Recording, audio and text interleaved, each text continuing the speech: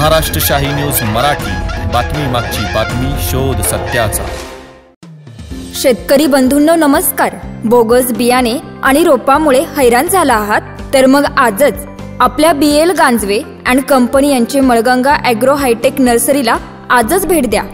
आमच्याकडे नामांकित कंपन्यांची विविध प्रकारची रोपे खात्रीशीर तयार करून घरपोच मिळतील।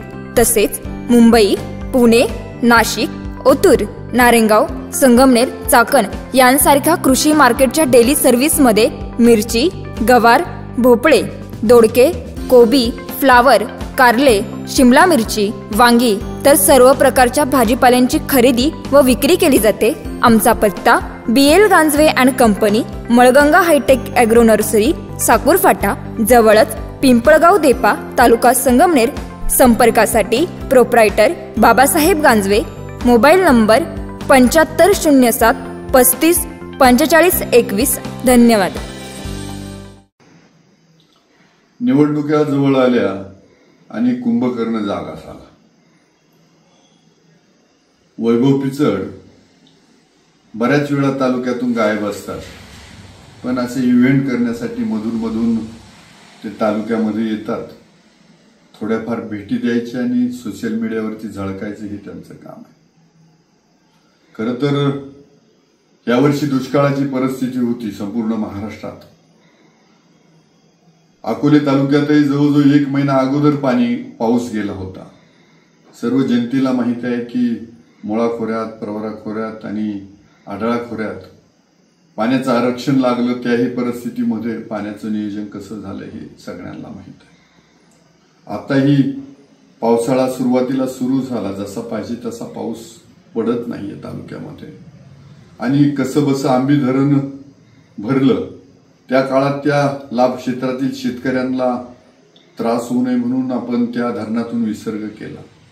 पिंपळगाव खांडची परिस्थिती, त्या पिंपळगाव खांडमध्ये पाणी पोचल्यानंतर तिथून खालच्या शेतकऱ्यांना पाणी भेटावं म्हणून आपण जे काही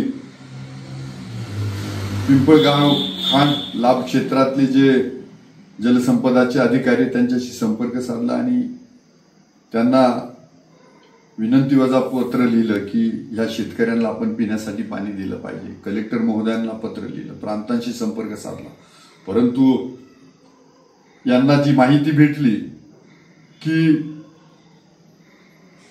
पिंपळगाव खांडच्या जो खालचं लाभ क्षेत्र आहे त्याच्यातून पाण्याच्या योजना नाही आहेत।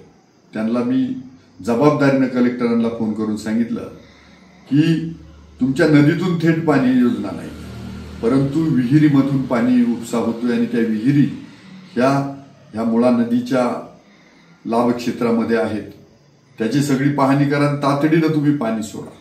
कलेक्टरांनी सांगितलं की माझ्या घरी एक दुःखद घटना झाली, मी गेलेलो, बाहेर गेलेलो आहे, येतोय। त्यांना म्हटलं साहेब तुम्ही प्रांतांना आदेश करा आणि लगेच पाठवा। ती म्हणजे दुसऱ्या दिवशी पाठवतो, परंतु मी लागेलीच तिथं काही कार्यकर्ते धरणावर जाऊन बसले होते। प्रांतांना विनंतीवाजा सूचना केल्या की तुम्हाला गेलं पाहिजे, आचारसंहितेचा काळ आहे म्हणून ह्या काळामध्ये मी अध्यक्ष नाहीये त्या पिंपळगाव खांड किंवा मुळा क्षेत्राच्या याचा किंवा आढळा क्षेत्राच्या याचा अध्यक्ष मी नाही आहे सध्या। आणि मग या काळात मला निर्णय घेणं कठीण आहे, परंतु प्रशासनानं जी काही तजवीज दाखवायला पाहिजे होती ती दाखवली गेली नाही। त्याच्या आधी सकाळी मी अजितदादांकडनं पण कलेक्टर महोदयांना फोन करायला लावला होता, त्यानंतर पाणी सोडतो म्हणून सांगितलं होतं, परंतु त्यांनी तशा पद्धतीनं जी घाई करायला पाहिजे ती दिसली नाही। मी मुंबईवरून प्रवास करत असतानाच कलेक्टरांना फोन केला, त्यानंतर प्रांतांना फोन केला आणि सगळी यंत्रणा हलवली म्हणून संध्याकाळी पाणी सुटलं। मात्र वैभव पिचड, अरे किती थापा मारता रे तुम्ही? तुम्ही फक्त 10, 12, 15 लोकांची तुम्ही एक बैठक घेतली, तिथे एक फार्स केला की मी आता पाणी सोडण्यासाठी आंदोलन करतो किंवा आम्ही पुढचे हे करतोय। संध्याकाळी पाणी सुटलं आणि दुसऱ्या दिवशी तुम्ही सत्काराला जाताय। पाणी सोडायला तिथं माझे कार्यकर्ते उपस्थित, तिथल्या भागातली पोरं उपस्थित, वरतून पाऊस चालू होता आणि त्याच परिस्थितीमध्ये पोरं तिथं पाणी सोडण्याचं काम करत होती। पोरांनी घोषणा दिल्या आणि तुम्हाला दुसऱ्या दिवशी जाग आली, तुम्ही परत धरणावरती गेले आणि सत्कार केला। तिथं खोटं बोलून सांगताय की ह्या विहिरीच्या पाण्याच्या चौकशा करायला किरण लामटेन लावल्या। होय लावल्या, कारण आधी जो काही अधिकाऱ्यांनी हलगर्जीपणा केला होता जे चुकीचा रिपोर्ट दिला होता का त्या नदीच्या क्षेत्रातून पाणी उचललं जात नाही, म्हणून त्यांना सांगितलं, कलेक्टरांना सांगितलं का तिथे विहिरी येते, त्या विहिरीतून पाणी जाते, आणि म्हणून प्रांत स्वतः तिथं जाऊन त्याची त्यांनी खातरजमा केली आणि त्यानंतर पाणी सोडलं. पाणी सोडायला त्यानंतरही ते तयार नव्हते. तिथल्या कार्यकर्त्यांनी घोषणाबाजी केली, आमदार साहेबांनी आम्हाला सांगितले का पाणी सोडणार आहेत, आणि त्याच्यानंतर हे पाणी सोडण्यात आलंय. पाणी तर सुटलं, पण पाणी पेटवण्याचा किती प्रयत्न तुम्ही कराल?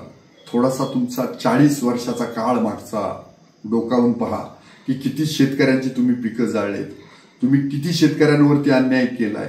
कायम आदिवासी शेतकऱ्यांना सांगायचं तिकडं का रे पाणी सोडू नका, आणि खालच्यांना सांगायचं तुमच्यासाठी जरी तुम्ही पाणी आणायला जा. कायम मारामाऱ्या, कायम भांडणं, मुळाखोऱ्यात तशीच, आढळा खोऱ्यात तशीच परिस्थिती, आणि आज लोकांना वेड्यात काढताय. थोडासा 2019 आठवा, अख्खे शेतकऱ्यांची पिकं जळले आणि तुम्ही राजकारणातून लोकांनी हटवून टाकले. आढळा परिसरात तुम्ही झिंगे पाळले, लोकांनी तुम्हाला हटवून टाकलं. हे सगळे लोक विसरले नाही.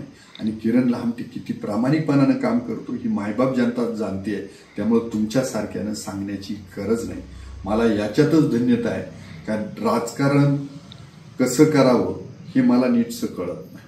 मला समाजकारण कळतंय, परंतु तुम्ही ढोंगीपणानं निवडणुका आल्या की लोकांच्या डोळ्यात कशी धूळ फेकताय ही सगळी जनता डोळ्यानं पाहते. तुम्ही माझ्यासाठी एवढंच ठीक आहे की निदान तुम्ही जागे झालेत, आता थोडेफार फिरायला लागले, परत काही दिवसानं तुम्हाला रजा घ्यावी लागणार आहे. त्यामुळं तुम्ही स्वतःची काळजी घ्या, जनतेची काळजी घेण्यासाठी मी आहे. त्यामुळं तुम्ही बाकीची चिंता करू नका. धन्यवाद. महाराष्ट्र शाही न्यूज मराठी, बातमी मागची बातमी, शोध सत्याचा.